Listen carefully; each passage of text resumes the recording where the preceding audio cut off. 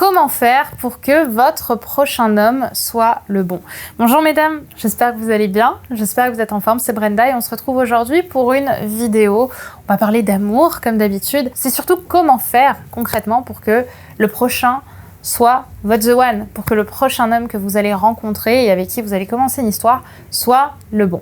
Alors, si ce n'est pas déjà fait, je vous invite bien évidemment à vous abonner en cliquant sur le bouton rouge juste en dessous si vous êtes sur YouTube et également de télécharger votre formation, votre test plutôt offert pour savoir quelle croyance inconsciente vous empêche de garder un homme.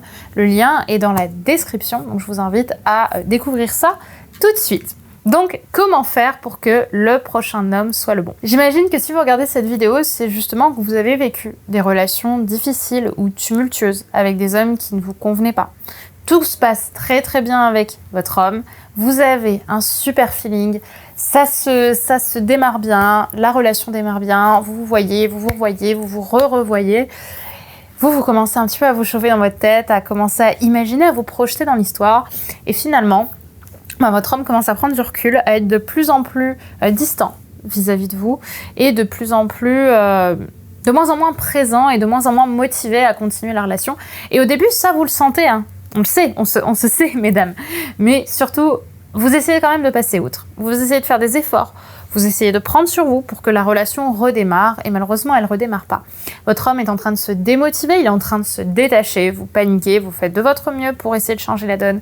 Malheureusement, ça n'arrive pas, ça ne marche pas. Et il finit par s'éloigner ou il finit par vous dire que carrément, vous n'êtes pas fait pour être ensemble, vous n'êtes pas fait pour continuer cette relation. Et vous vous retrouvez seul, triste, déçu.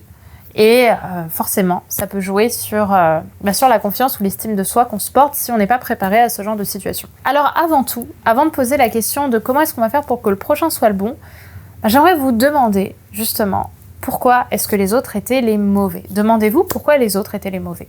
Faites la liste des qualités et des défauts qui ont posé problème dans vos précédentes relations.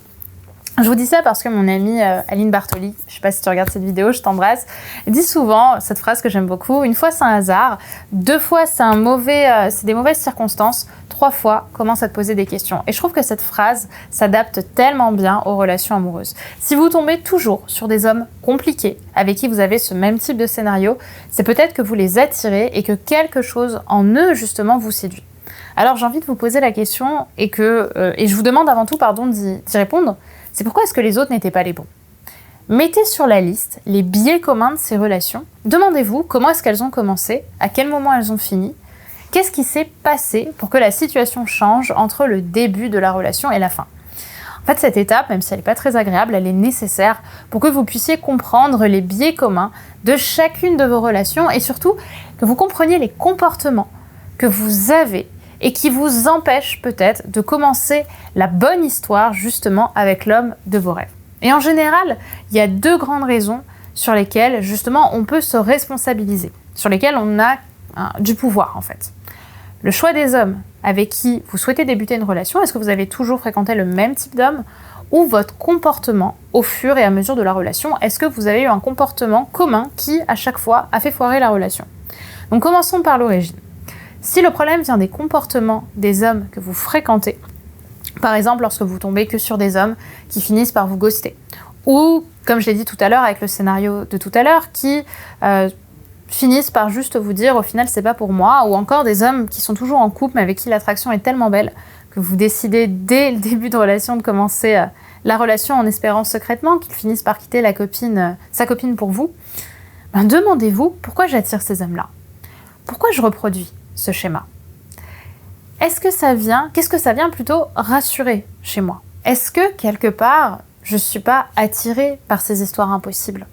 Puisque, faut le dire aussi, ces histoires impossibles, elles me permettent de toujours finir seule et donc de venir rassurer la partie de moi qui estime que je ne mérite pas l'amour, par exemple.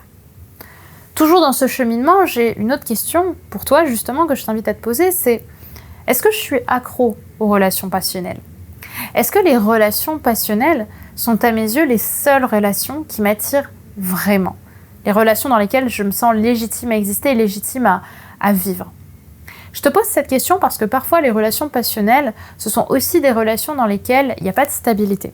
Et c'est comme ça qu'on identifie la passion et on pense qu'on est accro aux relations passionnelles alors qu'en réalité, on est surtout accro à l'instabilité. Et justement, il n'y a rien de rassurant dans ces relations-là parce que justement, l'autre n'est pas dans l'intention de s'engager. Donc on pense qu'on est attiré par la passion alors qu'en réalité, on est attiré plutôt par, comme j'ai dit, cette instabilité et le fait qu'aucune de nos relations peut vraiment fonctionner.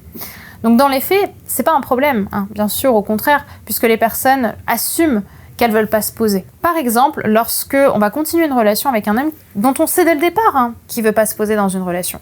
Et ça, c'est pas le problème, puisque au contraire, c'est tout à son honneur d'avoir assumé son intention.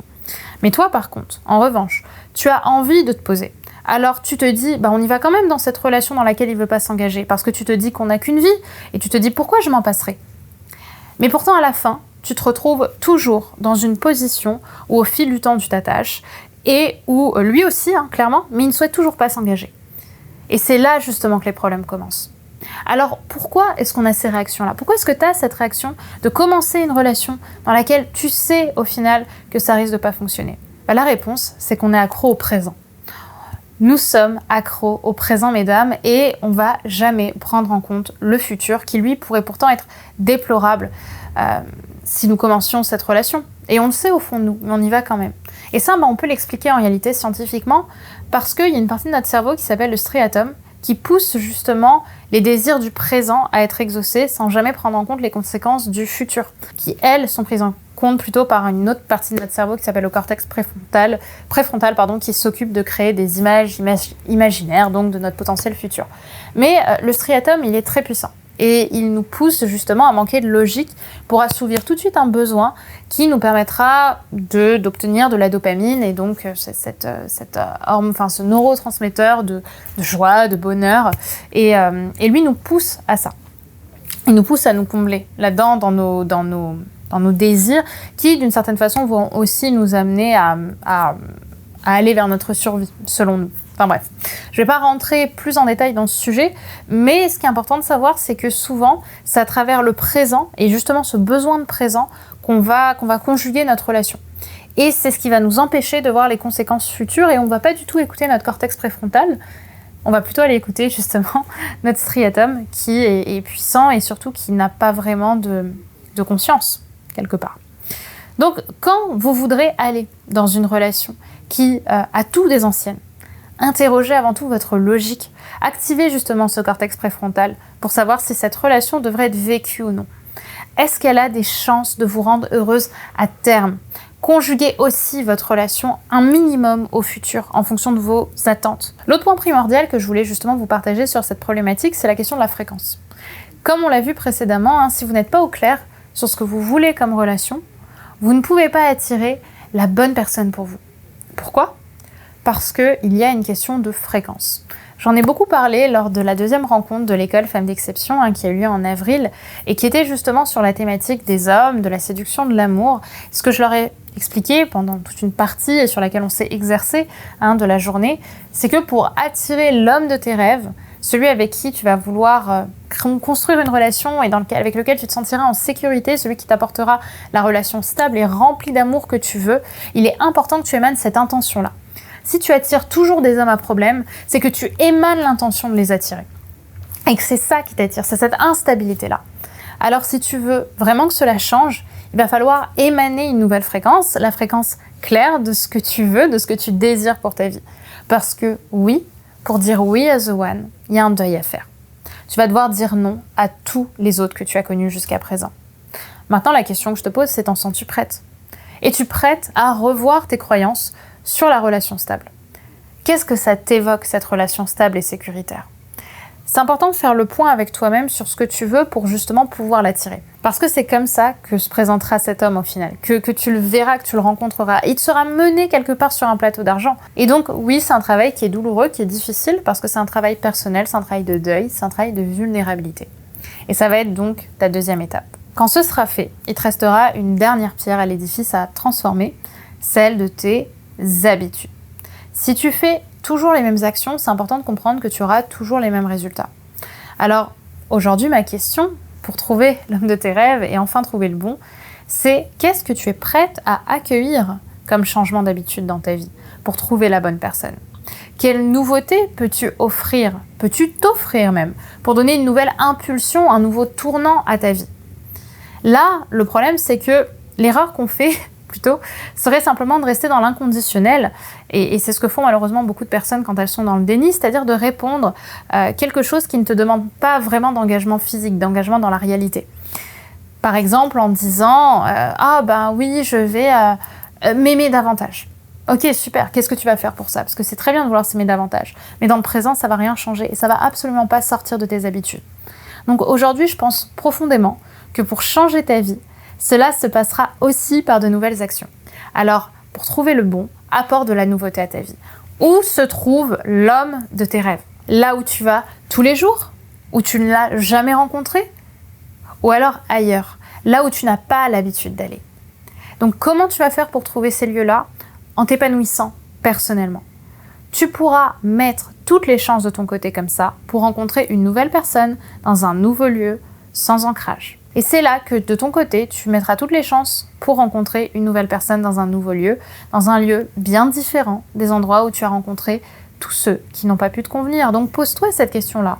Où est-ce que je peux aller, justement? Où est-ce que ma vie peut m'amener de nouvelles occasions et une nouvelle arborescence?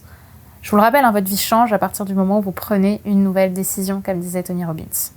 Donc voilà, mesdames, pour cette vidéo. Je vous invite à me dire ce que vous en avez pensé par commentaire, ce que ça vous a évoqué, et bien sûr de me partager également votre ressenti sur le sujet.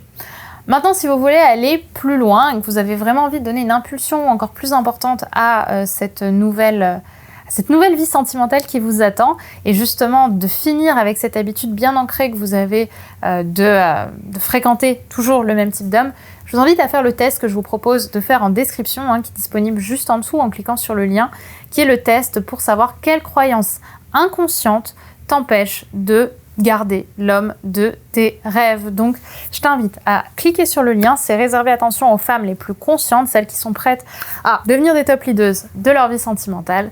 Et je vous invite à me dire ce que vous en avez pensé par commentaire. Je vous embrasse, prenez soin de vous et pensez bien à vous abonner à la chaîne puisqu'on se retrouve dans quelques jours pour une nouvelle vidéo de conseils d'amour et de relations et surtout pour votre épanouissement. Au revoir mes chères femmes d'exception. Bye bye.